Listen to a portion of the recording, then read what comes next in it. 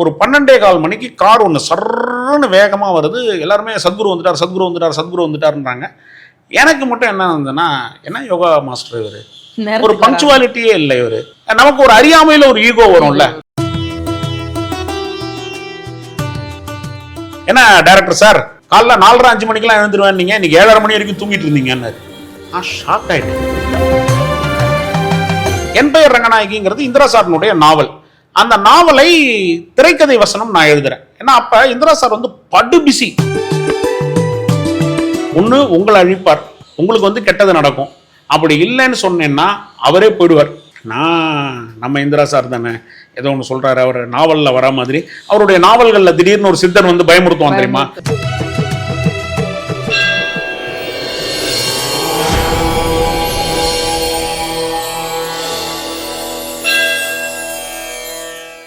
இது மாதிரி சித்தர்கள் கோவில் போறது அப்படிங்கிறது அவங்க அனுகிரகம் இருந்தாதான் நம்மளை கூப்பிடுவாங்கன்னுலாம் சொல்லுவாங்கல்ல. அது மாதிரி என்னைக்காவது நீங்க எதிர்பார்க்காம வேற வேலையா போயிட்டு அப்படியே இங்க போன மாதிரி அப்படி ஏதாவது எக்ஸ்பீரியன்ஸ், ஏதாவது சித்தர்கள் கோவில் இல்ல தனிப்பட்ட முறையில உங்களுக்கு இந்த சித்தர்கிட்ட கொஞ்சம் கூடுதலான ஒரு அணுக்கம் அப்படி யாராவது இருக்காங்களா? அப்படி பார்த்தா ஷீரடி சாய்பாபா தான் சொல்லணும். எனக்கு ஷீரடி சாய்பாபா மேல நிறைய தடவை போயிருக்கேன். அண்டு நீங்க சொன்னது ஒரு உண்மையான ஒரு விஷயம். ஒரு பாலகுமாரனுடைய நாவல் ஒன்று படிச்சுட்டு, இந்த பாடகச்சேரி ராமலிங்க சுவாமிகள்னு ஒருத்தர் இருக்கிறாரு.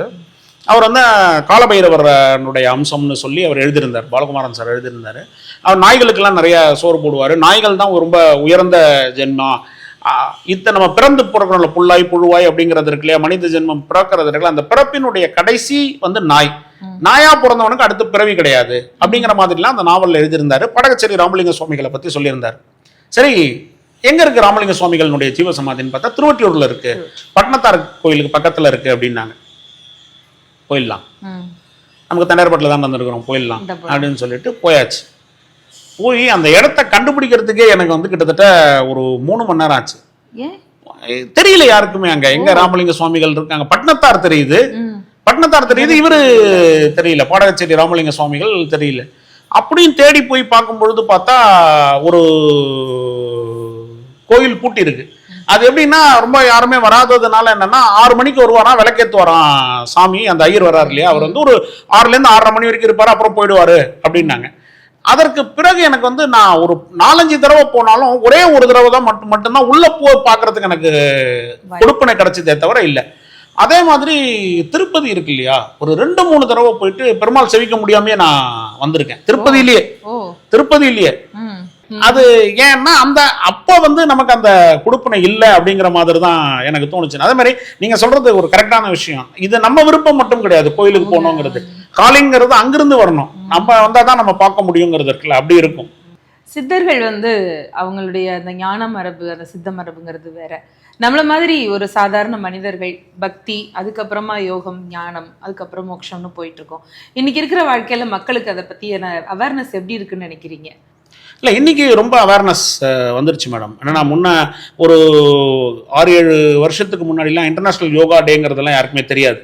இன்னைக்கு இன்டர்நேஷ்னல் யோகா டேங்கிறது ரொம்ப பெரிய பாப்புலர் ஆயிருக்கு, எல்லாருமே பண்றாங்க. இந்த யோகா அப்படிங்கிற ஒரு விஷயம் இருக்கு இல்லையா, அந்த யோகம்ங்கிறது என்னன்னா என்னுடைய உடல் நலத்தை பேணுவதற்காகவாவது நான் இதை பண்ணணும் அப்படிங்கிறது இருக்கு இல்லையா, அந்த மாதிரியான ஒரு விஷயமா இருக்கு. இன்னைக்கு இதை கொண்டு போய் சேர்க்கறதுக்கான நிறைய ஞான குருமார்கள் இருக்காங்க. அது ரொம்ப நமக்கு கிடைச்ச கொடுப்பினை. அதாவது அவங்க காலத்துல ஒரு 100 வருஷம் முன்னாடி இதை ரொம்ப கடினமான போதனையா இருந்ததுல, ஒரு குறிப்பிட்ட சிலருக்கு மட்டும்தான் கத்துக் கொடுத்து ஒரு எல்லாருக்கும் இதை ஓபன் ஆகாம இருந்ததை இன்னைக்கு இதை அவங்க ஒரு பரவலாக்கி இருக்காங்க. என்ன சொல்றாங்கன்ற அததான் அவன் என்ன ஃபார்மேட்ல வேணா கொடுக்கட்டும், ஆனா அது கொடுக்கறது நல்ல விஷயமா அப்படிங்கிறது இருக்குல்ல, அதுக்கு அவன் என்ன பேர் வேணா இருக்கட்டும், ஆனா நல்ல விஷயத்தை கொடுக்குறாங்கிறது இன்னைக்கு ரொம்ப இதுவா இருக்கு. இன்னைக்கு அந்த 2000க்கு பிறகு ஆக்சுவலி என்னன்னா அந்த ஐடி செக்டார்லாம் வந்ததற்கு பிறகு ஒரே இடத்துல உட்காந்து ஒரே மானிட்டர் ஸ்கிரீனை பார்த்து வேலை செய்ய அந்த ஸ்ட்ரெஸ் இருக்கு இல்லையா, அதுல இருந்து நீங்க விடுபடணும்னு சொன்னா உண்மையிலேயே உங்களுக்கு ஒரு ஸ்பிரிச்சுவாலிட்டியும் ஒரு யோகாவும் உங்களுக்கு கண்டிப்பா ஹெல்ப் பண்ணுது. அதற்கு நிறைய விஷயங்கள் ஹெல்ப்ஃபுல்லா இருக்கு. அந்த மாதிரி ஒரு விஷயத்துல எனக்கு சத்குரு ஜக்கி வாசுதேவ் அவர்களோட ஒரு பெரிய மிராக்கலான ஒரு எக்ஸ்பீரியன்ஸ் நடந்தது. நடிகர் வேணு அரவிந்த்னு சொல்லி நீங்க கேள்விப்பட்டிருப்பீங்க. அவர் என்னுடைய சீரியல்ல நடிச்சிருந்தாரு. ஒரு தடவை அவர் எனக்கு என்ன சொன்னார்னா, இது மாதிரி அத்தனைக்கும் ஆசைப்படு அப்படின்னு சொல்லிட்டு சத்குரு ஜக்கி வாசுதேவ் அவர்களுடைய இது விஜய் டிவியில வரப்போகுது. ஃபர்ஸ்ட் ஒரு பஞ்ச் வந்து சுரேஷ் கிருஷ்ணா சார் டைரக்ட் பண்ணாரு. ரெண்டாவது ஒரு பஞ்ச் பண்ணணும், இப்போ அவங்க பண்றாங்க, அது நீங்க போய் பண்ண முடியுமா, அங்கேயே ஈஷாலேயே போய் தங்கி ஒரு 25 days தங்கி நீங்க பண்ணணும், நீங்க பண்ண முடியுமா அப்படின்னு சொல்லி கேட்டாரு. அப்பதான் நான் தம்பிக்கு இந்த ஊருன்னு ஒரு படம் முடிச்சு போஸ்ட் ப்ரொடக்ஷன் முடிஞ்சிருந்தது. ரிலீஸ்க்கு வந்து ஒரு 2 மாசம் டைம் இருந்தது. ஸோ நம்ம போலாமே அப்படின்னு சொல்லிட்டு நான் போறேன். ஏன்னா அவருக்கு வந்து அதுக்கு முன்னாடி அந்த அத்தனைக்கு மாசப்படு ஆனந்த விகடன்ல வந்து தொடரெல்லாம் நான் படிச்சிருக்கேன். சரி அப்படின்னு சொல்லிட்டு நான் போறேன். போய் அங்க போகும்பொழுது எனக்கு என்னன்னா அவர் ஒரு யோகா மாஸ்டர் அப்படிங்கிறது தான் என்னுடைய அறிவு, அவ்வளவுதான் இருந்தது. ஒரு யோகா மாஸ்டர் நம்ம போக போறோம் அப்படின்னு. ஸோ முதல் 3 நாள் 4 நாள் ஷூட்டிங்ல என்ன பிளான் பண்ணியிருந்தோம்னா, அந்த 25 நாள்ல அவரை தனியா எடுக்கிறது. இந்த வாசகர்களுடைய கேள்வி பதில் மாதிரி, நேயர்களுடைய கேள்வி பதில் மாதிரி கேள்விகளுக்கு சத்குரு வந்து தனியா பதில் சொல்லுவாரு. அதற்கு பிறகு செலிபிரிட்டிஸ் வருவாங்க, 6-7 நாளைக்கு பிறகு செலிபிரிட்டிஸ் வருவாங்க. அந்த இன்டர்வியூ போர்ஷன் எல்லாம் அப்புறம் வச்சுக்கலாம் அப்படின்றது பிளான். நாங்கெல்லாம் போய் இறங்கிட்டோம், நானே அசிஸ்டன்ஸ் எல்லாம் போய் இறங்கிட்டோம். முதல் நாள் ஷூட்டிங் 9 மணிக்கு எல்லாமே பிளான் பண்ணியாச்சு, மல்டி கேமரா செட்டப் எல்லாம் வச்சாச்சு. மணி 9 ஆச்சு, 9:30 ஆச்சு, 9:45 ஆச்சு. சத்குரு வரல. 9 மணிக்கு வந்துருவாருனாங்க. நாங்கள் காலையில் அங்கே ஈஷாவில் பிரேக்ஃபாஸ்ட் சாப்பிட்டு போய் உட்காந்துட்டோம். 10, 10:30, 10:45, 11 வரல, 11:30, 11:45 வரல. ஒரு 12:15 மணிக்கு கார் ஒன்று சர்ன்னு வேகமாக வருது. எல்லாருமே சத்குரு வந்துட்டார், சத்குரு வந்துட்டார், சத்குரு வந்துட்டாருன்றாங்க. எனக்கு மட்டும் என்ன இருந்ததுன்னா, என்ன யோகா மாஸ்டர் இவர், ஒரு பங்க்சுவாலிட்டியே இல்லை இவர் டைம் மட்டும் டைமு, என் டைம் வந்துன்னா அப்போ இதுவா அப்படின்னு சொல்லிட்டு வேணும்ட்டே நமக்கு ஒரு அறியாமையில் ஒரு ஈகோ வரும்ல. இவர் வர டைரக்ஷன்ல சேரை திருப்பி போட்டுக்கிட்டு நான் மானிட்டரை பார்த்துட்டு உட்காந்துருக்கேன். எனக்கு காதுல நல்லா கேட்குது, இவர் நடந்து வர சவுண்ட் எல்லாமே கேட்குது, சிஷ்யர்கள்லாம் கூட வராங்க, எல்லாரும் வராங்க, நடக்குது. நம்ம திரும்பக்கூடாது, அவரே வந்து நமக்கு இன்ட்ரடியூஸ் ஆகட்டும் பார்ப்போம் அப்படின்னு சொல்லிட்டு ஒரு நம்ம ஒரு வெறுப்புல அப்படி உட்காந்துருக்கிறோம். அப்படி திடீர்னு கிட்ட வந்தோடனே அவங்க சிஷ்யை கூப்பிட்டாங்க, சார் அப்படின்னாங்க. அப்படி திரும்பி பார்த்தா பக்கத்தில் இங்கே நிற்கிறாரு. நான் ஹலோ சார் அப்படின்னு கை நீட்டுறேன். அவரு வணக்கம்ங்கிறாரு. இப்ப அடுத்து நான் கை நீட்டினோடனே அவரு எனக்கு கை நீட்டுறாரு, நான் வணக்கம் சொல்றேன். ஆரம்பமே நான் சிங்க். எனக்கு என்னடா முதல் மீட்டிங்கே இப்படி இருக்கே, இவரோட 25 நாள் நான் எப்படி டிராவல் பண்ண போறேன் அப்படின்னு ஒரு கொஸ்டின் வந்தது. அவர் வந்து இமிடியேட்டா சொல்றாரு, சத்குரு வெள்ளக்காரன் வந்து நம்மள எல்லாரையும் ஆட்டி விட்டு போயிட்டான்ல அப்படின்னாரு. இதுக்கும் வெள்ளக்காரனுக்கு என்ன சம்பந்தம்னு பார்த்தா, இல்ல ஹேண்ட் ஷேக் சொன்னேன், நமஸ்காரம் சொல்றது தானே நம்ம பண்பு, நம்ம வணக்கம் அப்படின்னு சொல்றது தானே நம்ம மரபு. நீங்க எடுத்தோடனே ஹலோ சார்னு நின்றீங்களே, வெள்ளக்காரன் வந்து நம்மளை ஷேக் பண்ணி விட்டுட்டு போயிட்டான் இல்லையா, நம்ம மரபை ஷேக் பண்ணி விட்டான் போல இருக்குன்னு சொல்லிட்டு அவர் ஒரு ஜோக் அடிச்சு நிலைமையை ஈஸ் பண்ண பாக்குறாரு. நான் வாங்க சார் ஷூட்டிங் ஆரம்பிக்கலாம் சார், முதல்ல இந்த கேள்வி அப்படின்னு சொல்லிட்டு அன்னைக்கு கொஞ்சம் கடுகடுன்னு தான் எடுத்துக்கிட்டு இருக்கிறேன். ஒரு 5:30 மணிக்கு அன்னைக்கு பேக்கப் ஆகுது. பேக்கப் ஆன உடனே கேட்குறாரு, அப்படியே நான் அவரோட கார் வரைக்கும் நடந்து போயிட்டு இருக்கேன். அப்போ அவர் கேட்குறாரு, சத்குரு கேட்குறாரு, நாளை காலையில் எத்தனை மணிக்கு சார்? நீங்களே சொல்லுங்க சார், நீங்க தான் சொன்ன டயத்துக்கு வரது இல்லையேன்றா. அப்ப அவர் சொல்றாரு, இல்ல சொல்லுங்க, நீங்க சொல்லுங்க அப்படின்னாரு. நான் வேணும்ட்டு என்ன சொல்றேன், காலைல 6 மணிக்கு வச்சுக்கலாம். ஏன்னா சன்ரைஸ்ல அந்த ஷாட் எடுத்தா நீங்க அப்படி உட்காந்து இருக்கிறது ஒரு ட்வைலைட் அது மாதிரி ரொம்ப நல்லா இருக்கும் அப்படிங்கிறது இருக்குல்ல, நம்ம டாக்டிஸ் கொஞ்சம் போடுவோம்னு அவர் சொல்றாரு, இல்ல சார் 6 மணி வேண்டாம், ஏன்னா நான் ஆன்லைன் யோகா கிளாஸஸ்லாம் வேரியஸ் கண்ட்ரீஸ்க்கு எடுப்பேன், அதனால இங்க இருக்கிற டைமும் அந்த டைமும் மாறும், அதனால அப்படின்னா. அப்ப சார் என் டைம் கேட்டீங்கன்னா நான் என் டைம் சொன்னேன், இல்லைன்னு சொன்னா உங்க டைமே சொல்லுங்க, நான் ரஃபாவே தான் பேசுறேன். அவர் வந்து சரி சார் நாளைக்கு 9 மணிக்கு ஷார்ப்பா வந்துடுறேன் சார் அப்படின்னாரு. கிட்ட நடந்து போய் அவர் கார் கிட்ட வந்துட்டோம். இப்ப கேட்கிறாரு, சார் காலையில 6 மணிக்கு ஷூட்டிங் வச்சுக்கலாம்னு சொல்றீங்களே, நீங்க எழுந்துருவீங்களா அப்படின்னு கேட்டார். எனக்கு என்ன இயல்புன்னா, நம்ம என்னதான் எவ்வளவு லேட்டா படுத்தாலுமே காலையில 4:30-5 மணிக்கெல்லாம் நான் எழுந்துருவேன். ஏன்னா ஷூட்டிங்னா அப்படி எழுந்து நம்ம பாடிக்குள்ள ஒரு கிளாக் இருக்கும்ல, அந்த பாடி கிளாக் அதுக்கு செட் ஆயிடுச்சு. நான் காலைல எழுந்து ரெடி ஆயிடுவேன் சார், நான் 4:30-5 மணிக்கெல்லாம் எழுந்து ரெடி ஆயிடுவேன் சார் அப்படின்னு. அவர் ஒண்ணுமே கேட்கல, அப்படியே சார் அப்படின்னு சொல்லிட்டு அவர் பாட்டுக்கு கார் ஏறி போயிட்டாரு. நாங்க அங்க தங்கியிருந்த ஈஷாலேயே தங்கியிருந்ததுனால என்னன்னா, அங்க ஃபுட் எப்படின்னா காலையில ஒரு தடவை, நைட்டு ஒரு தடவை. மதியம் உங்களுக்கு ரொம்ப பசிச்சதுன்னா ஏதாவது ஜூஸ் பிஸ்கட் தான் கொடுப்பாங்களே தவிர உணவுங்கிறது 2 வேளை தான். நைட் 8 மணிக்கு சோறு போட்டாங்க. இந்த அவங்க இருக்கலாம் சமைக்காத ஒரு சாப்பாடுன்னு கொடுப்பாங்க, அவிச்ச தண்ணியில ஊற வச்ச வேர்க்கல்ல அவல் இந்த மாதிரியான உணவை கொடுத்தாங்க. சாப்பிட்டுட்டு போய் படுத்து தூங்கிட்டேன். மறுநாள் காலையில் எழுந்திருக்கிறேன், டைம் பார்த்தா மணி 7:30ங்க. எனக்கு பயமாயிடுச்சு. நான் இப்படி தூங்குனதே கிடையாது, என் லைஃப்ல நான் அப்படி தூங்குனதே கிடையாது. உடனே அலறி அடிச்சுக்கிட்டு எழுந்து என்ன பண்றேன், கடகடான்னு போய் குளிச்சுட்டு எல்லாம் கடகடான்னு போய் 8 மணிக்கு கியூல நின்று சாப்பிட்டுட்டு இவர் வரத்துக்கு முன்னாடி வந்தோம். ஏன்னா நேற்றுக்கு நம்ம அவரை கண்ணாப்பின்னு பேசியிருக்கிறோம், ரொம்ப மூஞ்சியெல்லாம் வேற காமிச்சிருக்கிறோம், பெரிய ஆள் வேற பந்தா பண்ணிருக்கிறோம், இதனால நம்ம போய் உட்காந்துடணும்னு சொல்லிட்டு 8:50க்கு போய் உட்காந்துட்டேன். ஷார்ப்பா கில்லி மாதிரி 9 மணிக்கு வந்துட்டார். சரி அன்னைக்கு ஷூட்டிங் எல்லாமே முடிஞ்சுது. சரி நான் காலையில 7:30 மணிக்கு எந்திரிச்ச விஷயம் என் அசிஸ்டன்ஸ் கூட தெரியாது, நான் யாருக்கிட்டையுமே சொல்லவே இல்லை. அது என் தனி ரூம்ல எனக்கு மட்டுமே தெரிஞ்ச விஷயம். அன்னைக்கு ஷூட்டிங் முடிஞ்சு மறுபடியும் அதே மாதிரி கார் வரைக்கும் நடந்து போறோம். அப்ப சத்குரு கேட்கிறாரு, என்ன டைரக்டர் சார் காலைல 4:30-5 மணிக்கெல்லாம் எழுந்துருவேன், நீங்க இன்னைக்கு 7:30 மணி வரைக்கும் தூங்கிட்டு இருந்தீங்கன்னு. நான் ஷாக் ஆயிட்டேன். யாருக்குமே தெரியாத ஒரு விஷயம் இவருக்கு எப்படி தெரியும் அப்படிங்கிறது இருக்குல்ல. நான் டக்குன்னு ஒரு கார் கதவை திறக்க போனார்ல, அந்த டிரைவிங் சீட் பக்கத்தில் போய் நின்றுட்டேன். என்ன சார் கேமரா வச்சு நான் என்ன பண்ணுறேன்றதை பார்க்குறீங்களா, என் ரூமில் சிசிடிவி கேமரா வச்சுருக்கீங்களா அப்படின்னு கேட்குறேன். அவர் சிரிச்சுக்கிட்டே சொல்கிறாரு, கேமரா வச்சு படம் எடுக்கிறதெல்லாம் உங்கள் வேலை சார், நான் ஏன் உங்கள் வேலையே செய்ய போகிறேன், அது உங்கள் வேலை, அதை செய்யறதுக்காக தானே நீங்கள் இங்கே வந்திருக்கீங்க, அது செய்ய தெரிஞ்சதுன்னா நான் ஏன் உங்களை கூப்பிட போகிறேன், நானே என்ன எடுத்துக்க மாட்டேன்னா அப்படிங்கிறாரு. எனக்கு எப்படி தெரியுங்கிறதே தெரில சார், எப்படி தெரியும் சொல்லுங்க சார். அதெல்லாம் ஒன்றும் இல்லை சார், விடுங்க 7:30 தானே எந்திரிச்சிங்க, அது முட்டுருங்க அப்படிங்கிறாரு. எனக்கு இதாயிடுச்சு. நான் சொல்றேன், சார் இது உங்களுக்கு எப்படி தெரியுங்கிறத நீங்க சொல்லலைன்னு சொன்னா உங்களை இங்க இருந்து நான் போக விட மாட்டேன். நாளைக்கு ஷூட்டிங்லாம் இல்லைங்க, எனக்கு நைட்டு தூக்கம் வராதுங்க, பயந்துகிட்டே எப்படி தூங்க முடியும், யாரோ ஒருத்தர் நம்மளை வாட்ச் பண்றாங்க, யாரோ ஒருத்தங்க நம்மளை மானிட்டர் பண்றாங்கிறது இருந்ததுன்னா எப்படி தூங்க முடியும். நான் கார் முன்னாடி படுத்துப்பேன் சார்ன்ட்டேன், உங்களால கார் எடுக்க முடியாது, கார் முன்னாடி படுத்துருவேன் அப்படின்னு. அப்ப அவர் சிரிச்சுக்கிட்டே ஒரு விஷயம் சொன்னாரு, இது என்னால மட்டும் இல்லை உங்களாலையும் பண்ண முடியும், இதுக்கு தேவை ஒரு ரெகுலரான யோகா பிராக்டிஸ் மட்டும்தான்.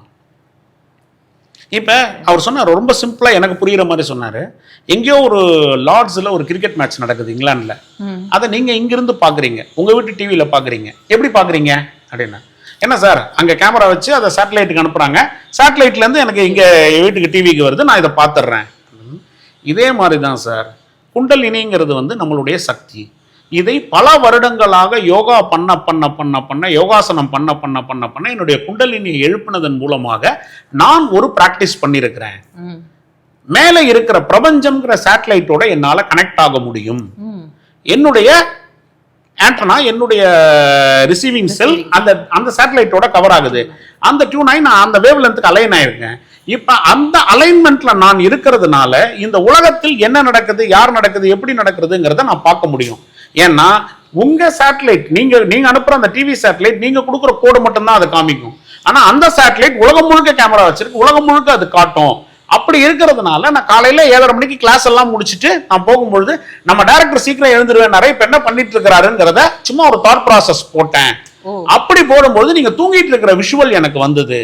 இது பெரிய சித்து வேலையெல்லாம் கிடையாது சார், இதெல்லாம் நினைச்சு பதிராதீங்க. நீங்களும் ஒரு குறிப்பிட்ட காலம் போக்கஸ்டா யோகாவை பண்ணால், போக்கஸ்டா யோகாசனம் பண்ணா, இதுல இருக்கு நான் சொல்லி இருக்கிறேன்ல, அவர் சாம்பவி மகாமுத்ரா அந்த மாதிரி வேரியஸ் ஸ்டேஜஸ் வச்சிருக்கிறார். அந்த ஸ்டேஜஸ் எல்லாம் நீங்கள் கடந்து வந்தால் உங்களுக்கும் இது சாத்தியம். அந்த காலத்துல சொல்லுவாங்கல்ல சார், அகத்திய மகரிஷி சிவபெருமானுடைய கல்யாணத்தை இங்கிருந்தே பார்த்தாருன்னு, ஞான திருஷ்டின்வாங்கல்ல. ஞான திருஷ்டிங்கிறதெல்லாம் ஒண்ணுமே இல்லை சார், அதுக்கு ஞான திருஷ்டின்னு அவங்க பேர் சொல்லிட்டாங்க. இது சிம்பிள், இவ்வளவுதான், இதுவும் ஒரு சயின்ஸ் தான் அப்படின்னாரு. நாவுக்கரசருக்கு கைலை காட்சி அதே மாதிரி அவங்களுடைய அந்த மேல உள்ள சகஸ்டாரத்துல அந்த காட்சி வர்றதுக்கான டியூனிங்ன்றத கொண்டு வந்திருக்கிறதா சொல்லுவாங்க. நீங்க இப்பவும் அந்த இதுல யோகா பண்ணிட்டு இருக்கீங்களா சாம்பவி மாதிரி, இல்ல வேற ஏதாவது? நான் போறேன், இப்பவும் சூரிய சக்தி பண்றேன், சூரிய சக்தி யோகா பண்ணிருக்கேன், கிளாஸ் போனேன், இப்பவும் பண்றேன்.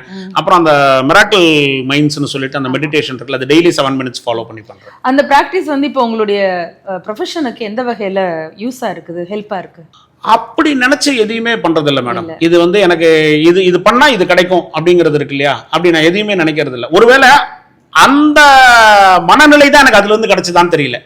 இப்ப ஒரே விஷயம், எதையுமே ஒரு எதிர்பார்ப்போட பண்ணோம்னு வச்சுக்கோங்களேன், அது கிடைக்கலன்னா ஏமாற்றம் வருது. இல்ல பல பேர் இப்ப எனக்குலாம் டைமே இல்லை, எனக்கு எப்ப பார்த்தாலும் மண்டக்குள்ள ஒரே இதா இருக்குது, என்னமோ உலகத்தை தான் தாங்குற மாதிரியான ஒரு ஃபீலிங்லயே பேசுவாங்கல்ல. அவங்களுக்கு அதான் அந்த ஒரு பிம்பத்தை உடைக்கிற ஒரு வெப்பனா இந்த மாதிரி யோகாவை நம்ம பார்க்கலாம். கண்டிப்பா கண்டிப்பா. என்னன்னா ஒரே விஷயம், ஒரு நாளைக்கு நம்ம 24 மணி நேரத்துல யார் யாருக்காகவோ என்னென்ன விஷயங்களுக்கோ செலவு பண்றோம். ஒண்ணுமே இல்லை, ஒரு டிராபிக்ல நம்ம ஒரு நாளைக்கு கிட்டத்தட்ட எப்படியும் ஒரு 1/2 hour வேஸ்ட் பண்றோம். இப்படி நம்ம வீணாக்குற நேரங்கள்ங்கிறது இருக்குல்ல, செல்போன் பார்த்து, ஃபேஸ்புக் பார்த்து, இன்ஸ்டா பார்த்து, ரீல்ஸ் பார்த்து எவ்வளவோ டைம் வேஸ்ட் பண்றோம். உனக்காக யூஸ்ஃபுல்லா உன்னால ஒரு 10 நிமிஷம் செலவு பண்ண முடியலன்னு வச்சுக்கோங்களேன், அப்புறம் அது என்ன வாழ்க்கை? அந்த 10 நிமிஷம் நீ வெளியில எங்கேயுமே தேடி போக வேண்டாம். நீ ஒரு இடத்துல உட்காந்து உனக்குள்ள பாக்குறதன் மூலமாக அங்கே நீ ஒரு ரியலைசேஷன் வரலாங்கிறது இருக்குல்ல, அந்த விஷயத்தை நமக்கு உணர்த்ததன் மூலமாக ஒரு நீங்க என்ன சொல்றது, ஒரு ஒரு காம்னஸ் நம்ம எல்லாருக்குள்ள கொண்டு வரதுக்கு இந்த யோகா இருக்கு இல்லையா, ஸ்ரீ ஸ்ரீ ரவிசங்கர் சாரா இருக்கட்டும், சத்குரு ஜகி சாரா இருக்கட்டும், இவங்க பண்ற சர்வீஸ்ங்கிறது வந்து ஒரு பெரிய விஷயம், ரொம்ப பெரிய விஷயம். ஊடகத்துறையில ஆன்மீகத்தையும் சித்தர்களுடைய வாழ்க்கை முறை, அவங்களுடைய சொல்லுற செய்திகள், இதை எடுத்து கையாண்ட எழுத்தாளர்கள், பலகுமாரன் ஐயாவை பத்தி சொன்னீங்கல்ல, அதற்கு பிறகு யாருடைய எழுத்து உங்களை கவர்ந்தது, யாருடைய நட்பு உங்களுக்கு ஒரு பெரிய மாற்றம் அல்லது ஒரு பெரிய ஜேர்னியை கொடுத்தது? எனக்கு இந்திரா சௌந்தரராஜன் சார் இருக்கார் இல்லையா, அவர் வந்து ரொம்ப ஒரு பெரிய ஒரு காட்ஃபாதர் மாதிரின்னே சொல்லலாம். ஆக்சுவலி என்னன்னா, நான் அசிஸ்டன்ட் டைரக்டராக இருந்தேன், மின்பிம்பங்களில் ஒர்க் பண்ணிட்டு இருக்கேன், சுந்தர் சார்ட்ட ஒர்க் பண்ணிட்டு இருக்கேன். அந்த டைம்ல எனக்கு தனியா ஒரு கார்டுங்கிறது இருக்குல்ல, ஒரு தனி டெக்னீஷியனான ஒரு வாய்ப்பே எனக்கு இந்திரா சார் மூலமா தான் கிடைச்சது. அவருடைய என்பெயர் ரங்கநாயகி, நான் சொன்ன முன்னாடி ஜெய கிருஷ்ணசுவாமின்னு சொன்னேன், ஜே.கே. சார் அவர் ப்ரொடியூஸ் பண்றாரு. என்பெயர் ரங்கநாயகிங்கிறது இந்திரா சார்னுடைய நாவல். அந்த நாவலை திரைக்கதை வசனம் நான் எழுதுறேன். ஏன்னா அப்ப இந்திரா சார் வந்து படு பிசி, அவரு மெகா பண்ணிட்டு இருக்கிறாரு, இது பண்றாரு, அவரால் இதை பண்ண முடியல. அப்ப இதை வேற யாராவது வச்சு பண்ணிக்கங்க இந்த கதையை அப்படின்னு சொல்லிட்டு அவர் வந்து ஜே.கே. சார்ட்ட கொடுக்குறாரு.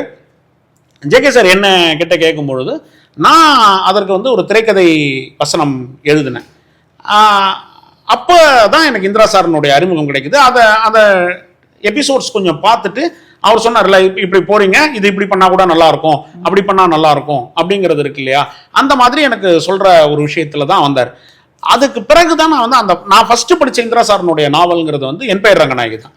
அதற்கு பிறகு நான் நிறைய படிக்க ஆரம்பிச்சேன். அவருடைய எல்லாமே படிக்க பார்த்தா ஒரு பெரிய, அது ஒரு பெரிய மிராக்கிள், அது ஒரு பெரிய தனி உலகமா இருக்கு. அது என்ன சொல்றது, ஒரு அமானுஷ்யம்னு சொல்றதா, ஒரு ஆன்மீகத்தினுடைய விஷயம்னு சொல்றதா, இப்படிங்கிறது இருக்குல்ல, அது எல்லாம் கலந்த ஒரு பெரிய ஒரு புது அனுபவமா இருக்கு அவருடைய கதைகளை படிக்கிறது.